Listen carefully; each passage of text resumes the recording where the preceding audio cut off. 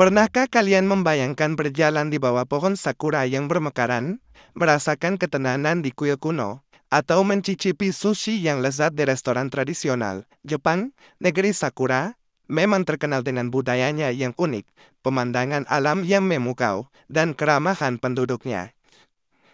Namun, di balik pesonanya yang luar biasa, Jepang juga menyimpan sisi gelap yang jarang diketahui orang. Sisi gelap ini seperti bayangan yang selalu menyertai keindahan, menambah dimensi lain pada negeri Sakura ini.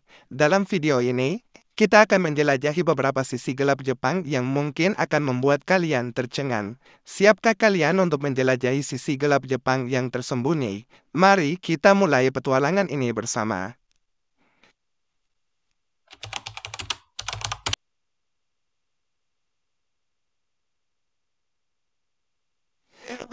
Di balik gemerlap budaya dan keindahan alam Jepang, terdapat sisi gelap yang tak terelakkan. Yakuza, sindikat kriminal yang legenda ini bagaikan benalu yang menempel di tubuh negeri Sakura. Yakuza, juga dikenal sebagai Gokudo, memiliki sejarah panjang dan kompleks di Jepang. Berawal dari kelompok Ronin, samurai tanpa tuan, di era Edo, Yakuza berkembang menjadi organisasi terstruktur dengan hierarki ketat dan kode etik yang unik. Namun, di balik kode etik dan tradisi mereka, Yakuza terkenal dengan berbagai kegiatan ilegal, seperti perdagangan narkoba.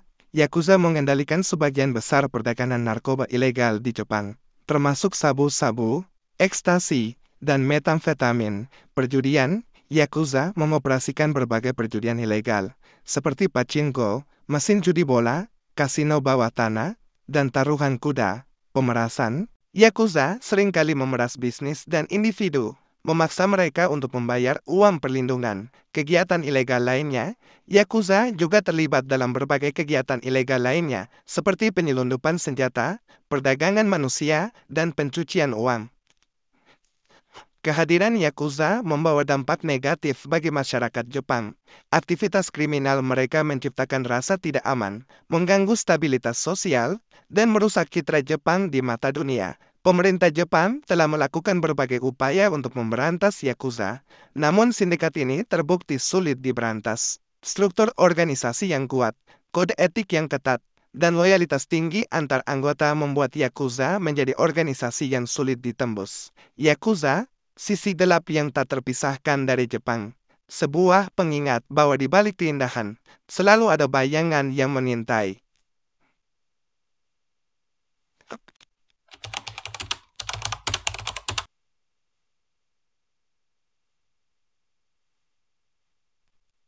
Di balik gemerlap budaya dan kemajuan teknologi, banyak orang Jepang yang terjebak dalam jurang keputusasaan dan memilih untuk mengakhiri hidup mereka. Pada tahun 2020, Jepang mencatat 20.919 kasus bunuh diri, menjadikannya salah satu negara dengan tingkat bunuh diri tertinggi di dunia. Angka ini kian memprihatinkan karena korban bunuh diri tidak hanya orang dewasa, tapi juga anak muda dan pelajar.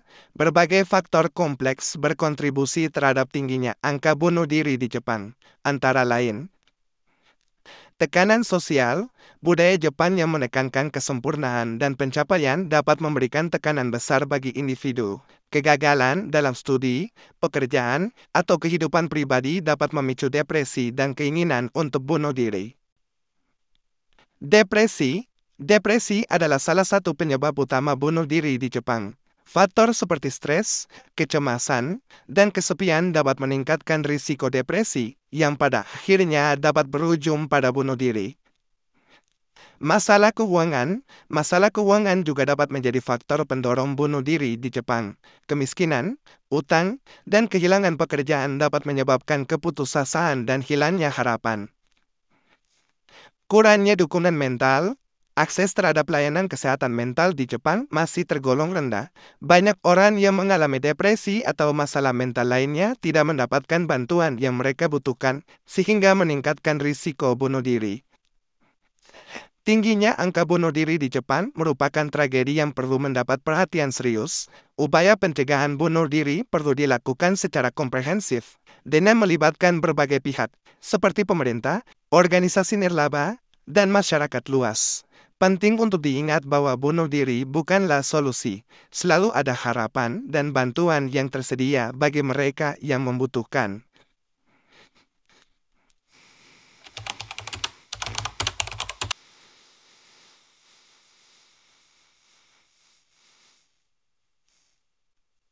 Di balik gemerlap budaya dan kemajuan teknologi Jepang, terdapat fenomena sosial yang memprihatinkan. Hikikomori, istilah ini merujuk pada individu yang mengurung diri di kamar mereka selama berbulan-bulan atau bahkan bertahun-tahun, menarik diri dari kehidupan sosial dan interaksi dengan dunia luar. Hikikomori bukanlah sekadar pilihan hidup, melainkan kondisi yang kompleks dengan berbagai faktor penyebab, antara lain depresi. Depresi merupakan salah satu penyebab utama hikikomori. Individu yang mengalami depresi seringkali merasa sedih, kehilangan minat pada aktivitas yang disukai, dan memiliki pikiran negatif tentang diri sendiri dan dunia. Hal ini dapat mendorong mereka untuk menarik diri dari kehidupan sosial dan mengurung diri di kamar mereka. Kecemasan sosial atau agorafobia juga dapat menjadi faktor pendorong hikikomori. Individu yang mengalami kecemasan ini merasa takut dan cemas dalam situasi sosial, sehingga mereka memilih untuk menghindari interaksi dengan orang lain dan mengurung diri di rumah.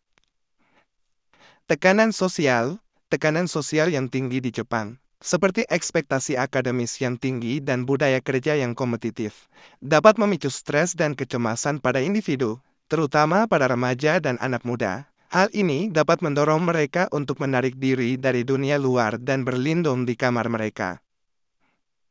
Fenomena hikikomori memiliki dampak negatif bagi individu dan masyarakat. Individu yang mengalami hikikomori berisiko mengalami berbagai masalah kesehatan mental dan fisik, seperti depresi, kecemasan, insomnia, dan malnutrisi.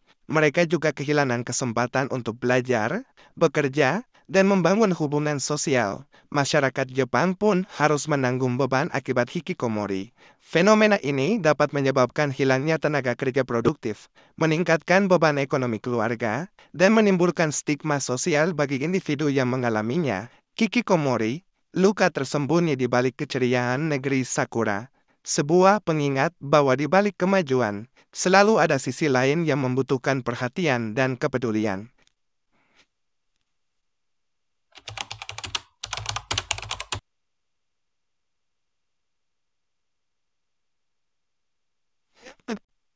Di era digital ini, Jepang tak luput dari sisi gelap dunia maya. Cyberbullying, pelecehan online yang marak terjadi di media sosial dan platform online lainnya telah menjadi luka mendalam bagi banyak orang di Jepang. Cyberbullying di Jepang dapat berbentuk berbagai macam, seperti pesan kebencian, mengirim pesan yang berisi hinaan, makian, atau kata-kata kasar kepada orang lain, penghinaan publik, memposting konten yang mempermalukan atau menghina seseorang di media sosial atau platform online lainnya, pelecehan seksual, mengirim pesan atau konten yang bersifat seksual eksplisit atau tidak diinginkan kepada orang lain, doxing, menyebarkan informasi pribadi seseorang tanpa persetujuan mereka, seperti alamat rumah, nomor telepon, atau informasi sensitif lainnya. Cyberstalking, menguntit seseorang secara online dengan cara terus-menerus mengirim pesan, memantau aktivitas mereka, atau mengancam mereka. Cyberbullying dapat membawa dampak fatal bagi korbannya, seperti depresi dan kecemasan. Korban cyberbullying seringkali mengalami depresi, kecemasan, dan stres yang parah. Hal ini dapat mempengaruhi kesehatan mental dan fisik mereka secara signifikan. Penurunan harga diri. Korban cyberbullying seringkali merasa malu, tidak berharga, dan kehilangan kepercayaan diri. Hal ini dapat berakibat pada masalah dalam kehidupan sosial dan akademis mereka. Bunuh diri. Dalam beberapa kasus ekstrim, cyberbullying dapat mendorong korban untuk melakukan bunuh diri. Pemerintah Jepang telah mengambil langkah-langkah untuk mengatasi cyberbullying, seperti menerapkan Undang-Undang Anti-Cyberbullying. Undang-undang ini mengatur tentang hukuman bagi pelaku cyberbullying dan mewajibkan platform online untuk mengambil langkah-langkah untuk mencegah cyberbullying. Meningkatkan edukasi tentang cyberbullying, pemerintah Jepang menyelenggarakan program edukasi di sekolah-sekolah dan komunitas untuk meningkatkan kesadaran tentang cyberbullying dan cara mencegahnya, menyediakan layanan dukungan bagi korban cyberbullying. Korban cyberbullying dapat mendapatkan bantuan dari berbagai lembaga, seperti hotline dan pusat konseling.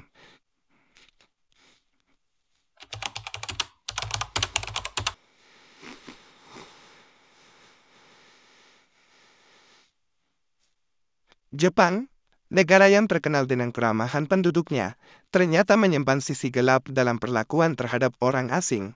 Diskriminasi terhadap orang asing di Jepang merupakan kenyataan pahit yang dihadapi oleh banyak imigran, pelajar, dan pekerja asing. Diskriminasi ini dapat terjadi di berbagai aspek kehidupan, seperti pekerjaan. Orang asing seringkali kesulitan mendapatkan pekerjaan di Jepang, terutama di perusahaan besar dan bergengsi. Mereka mungkin ditolak karena kewarganegaraan mereka, bahasa yang tidak fasih, atau kurangnya pengalaman kerja di Jepang. Perumahan, mencari tempat tinggal di Jepang bisa menjadi tantangan bagi orang asing. Banyak pemilik rumah yang enggan menyewakan properti mereka kepada orang asing, dan mereka mungkin dikenakan biaya sewa yang lebih tinggi atau diminta untuk memberikan jaminan yang lebih besar. Pendidikan, anak-anak imigran di Jepang mungkin mengalami diskriminasi di sekolah. Mereka mungkin dibully oleh teman sekelasnya, diasingkan dari kegiatan sosial, atau mengalami kesulitan dalam mengikuti pelajaran karena hambatan bahasa. Masyarakat Jepang perlu lebih terbuka dan menerima terhadap orang asing. Mereka perlu melawan stereotip dan prasangka negatif terhadap orang asing, dan membangun hubungan yang positif dengan mereka. Jepang, negeri sakura, memanglah negara yang memukau. Kekayaan budayanya, keindahan alamnya, dan keramahan penduduknya selalu menarik perhatian banyak orang. Namun, di balik pesonanya yang luar biasa, Jepang juga menyimpan sisi gelap yang tak terelakkan. Terima kasih sudah menonton video ini. Jangan lupa untuk like, subscribe, dan share video ini jika kalian menyukainya.